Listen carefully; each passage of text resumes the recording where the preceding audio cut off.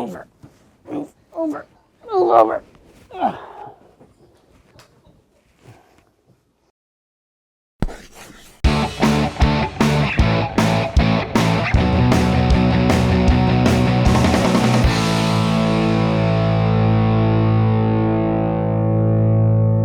Welcome to Chalk Talk. I'm Chris Love.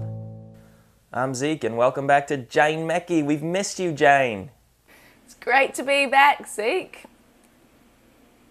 Chalk Talk is presented by U.S. Sailing, who offer a whole list of member benefits, including discounts for many of their partners. And then there's the college membership, which costs just a tiny fraction of the adult membership price. Check it all out at racing.ussailing.org/college. This week on Chalk Talk, we have the stud of the week, Sailing World Rankings. Want to race a Lightning? The class will let you do it for free. We revisit the Red Bull Youth America's Cup with 2 American teams full of college sailors, some regatta highlights from our week away. We've got a spooky new Zim photo assignment for you and a peek at what's left in the fall schedule. Thanks for voting on the Facebook page for your stud of the week. This week I talked to Will Brown, the coach for Columbia Sailing, and he's got an announcement for all you college sailors out there looking for something to do this coming summer. The Lightning Boat Grant Program. What you get is a race-ready Lightning that comes with everything you could need to sail. You get regatta expenses such as registration fees paid for by the class. You get some portion of your gas paid for by the class, usually 50 to 75%, and you get a mentor. As a former college sailor yourself, why do you like sailing Lightnings? Well, I think number one, I really enjoy the travel that goes along with it. I've done the past 2 World Championships in Italy this past summer and in Brazil in 2011, and the competition is top-notch, ranging anywhere from the top 10 is pros to people who've been sailing Lightnings for 40 years to, some other college sailors who have gone up into Lightnings. It's a really interesting fleet, really tough. Boats are, more technical than you'd see in college. Courses are longer, obviously, but you still get a lot of the same tactical decisions that you had to make during your college sailing. A call on the ICSA listserv will come out, an email blast about applications. You can also just apply through the Lightning Class website. It's lightningclass.org, and you'll find a section for the Lightning Boat Grant.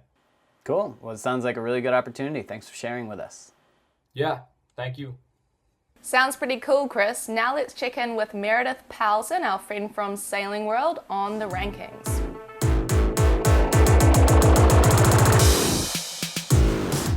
Hey Chris, you guys can see it's getting pretty crazy out here, but I know everyone wants to see the college rankings, so we'll go through them really quickly here. Yale just continuing to dominate both the women's and the co-ed poll. Tufts moved into the top 10 this week. Fordham got a 6th place boost to 14th. UC Santa Barbara moved into the also receiving vote section. On the women's side, Dartmouth just snuck in front of Navy. Roger Williams gets top 10 this week and Bowdoin moves up to 12th. You'll see that 22 coaches voted this week, and you might be saying, I only see 21 votes up there. It's a poll, and sometimes a coach will vote for a school that doesn't necessarily get another vote. So that's what happened, but it all shakes out. And, this is getting really bad out here.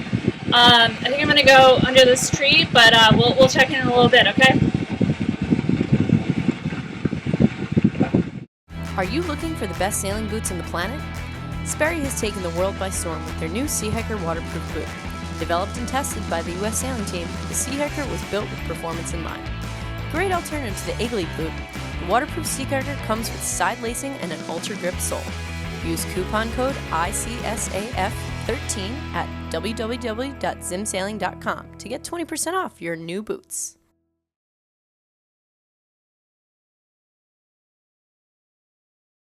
We talked to members of USA 45 and the American Youth Sailing Force to hear a little bit about their summer on the AC 45s. So tell us, was it as cool as it looked from our perspective? Absolutely. It was probably even cooler from on the boat than off the boat. But just getting to go through the whole process of having an idea that we wanted to do this and building a team, fundraising, finding the behind-the-scenes personnel and the shore crew, and finding the right people to sort of do our marketing and PR stuff to this, and then actually the sailing itself on top of it. It was just an incredible learning experience all around. Brooks, what was your job with the team? Essentially, I was responsible for updating social media pages, Facebook, Twitter, our website, creating blog posts for that. You know, a lot of people in college sailing look for potential career paths in sailing, and do you think that what you just did with the Youth America's Cup could be one of the avenues people could go down? Absolutely. You're seeing a bigger shift towards social media. It's companies and big corporations getting active on Twitter, on Facebook. You're seeing that with athletes too.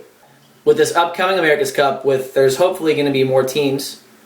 I think a lot of them are going to be looking to hire people like the role that I did this summer, like a social media operator, a blog poster, a website content creator, so they can relate to their fans, which is how they get donations, how they up their support, and just make more money and make the campaign more successful and fun. What did you take away from it? I'd never really immersed myself in training that seriously for anything. So it was pretty incredible to see how hard you have to work and how organized you need to be in order to succeed at the highest level of the sport. Were you at all worried that you were going to feel burned out from the America's Cup, and were you at all burned out? Or would you say that it was just, it got you going and got you really prepared for a good start to college sailing? It was a really, really long summer of sailing. But I think by the time college sailing rolled around, I was really eager to hop back in FJs and not be scared all the time of capsizing a 45-foot catamaran. But I felt really prepared for college sailing because I was learning so much during the Red Bull Youth America's Cup. Not burnt out. We all love sailing. That's why we're doing it. But for me, I'd never sailed fast boats before. I'd always been like a dinghy sailor. And going out there and spending the summer sailing high-performance cats and skiffs every day, everyone told me I'd be broken by the end of it. And it's kind of hard to come back to these slow boats. What's it like to lose a person overboard in those type of boats? Well, I don't know. It just happens, and after it happens, you just have to move on and try to work as a team and get through it.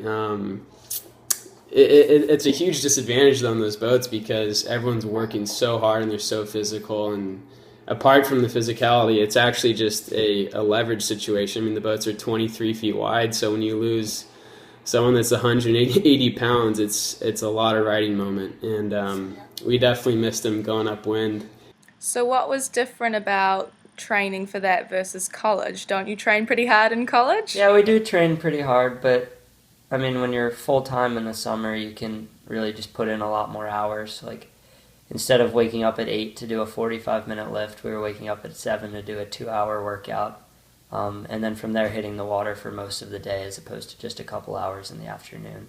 So it's just more of a full-time job, whereas in college you have the schoolwork to go along with the sailing. What was the coolest part of this whole experience?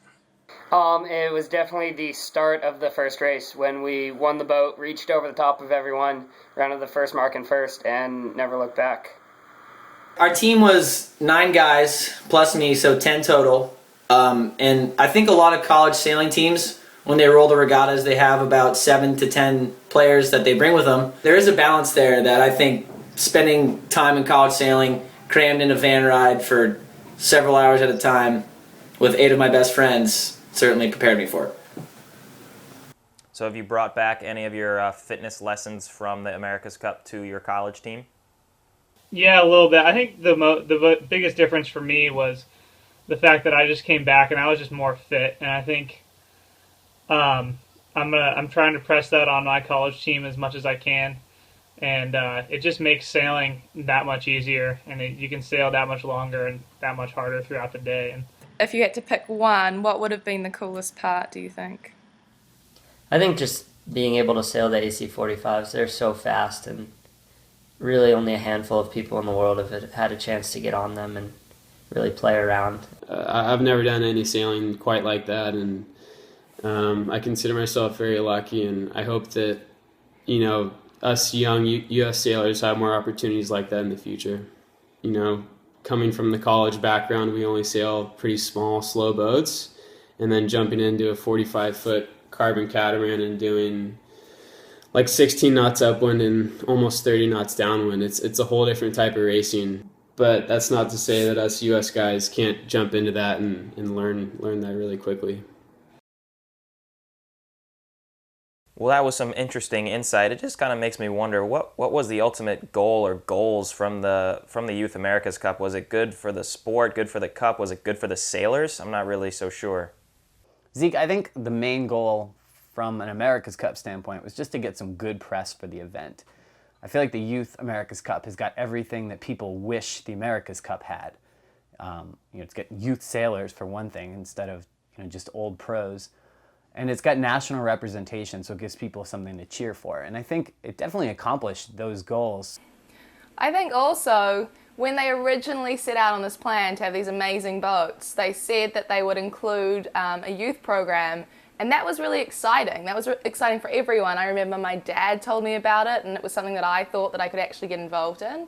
I think it came into the play a little late, but I think anytime you're getting young kids out on those amazing boats, it is exciting. Yeah, I think there's no doubt that it was at least an effective, very effective billboard for the America's Cup and drew a lot of attention and was probably the coolest racing I've ever watched on TV. And there's also no denying that for the participants, it was probably the coolest event that they'll ever get to be a part of and looked like a ton of fun. I'm just not sure. I mean, some people were saying it's supposed to be like a feeder program for the real cup, and I don't really know that that was what was accomplished. And I mean, I'm sure that if we asked everybody if it was worth their time and money, they'd say yes. But I don't know that it's going to help these guys reach the ultimate goal of being in the America's Cup. And I don't think that component's going to change in the America's Cup. I mean, it's always just been about the very best of the best. I don't think that Larry Ellison has any interest in training American sailors to be in his cup. He's just going to buy the best of the best. But still, undeniably a pretty cool opportunity for those who could be a part of it.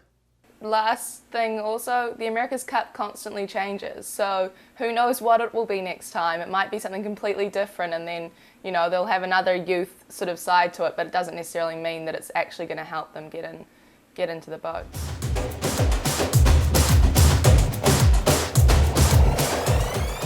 Don't stop, just go, baby, I'm ready, are you ready to go? Got a disco heart, electro soul, finger on the trigger and I'm ready to blow.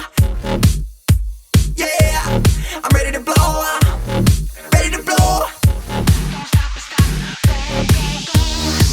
Don't stop, just go. Don't stop, just go. Don't stop, just go. Baby, I'm ready to go. Got a disco high, electro soul, finger on the trigger and I'm ready to blow. Don't stop, just go. Now go, go, go.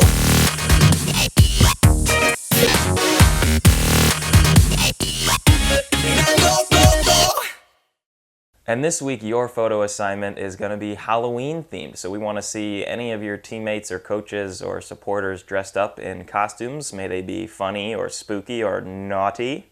Let's see them. Send them in. Let's just take a quick look ahead at the rest of the fall season as we wind it down. This upcoming weekend, we've got Nisa, Mesa, and Sesa competing for their Fall Dinghy Champs qualifiers for ACCs. The next weekend, it's Single Hand Nationals at Sail Newport. The following weekend is the Atlantic Coast Championship, and that's going to be at Charleston, and at the end of November, Match Race Champs down in St. Petersburg. Lucky college sailors this year, ending their season in the tropics. That's all for this week. You're not really going to do that, are you? Yes! Yes!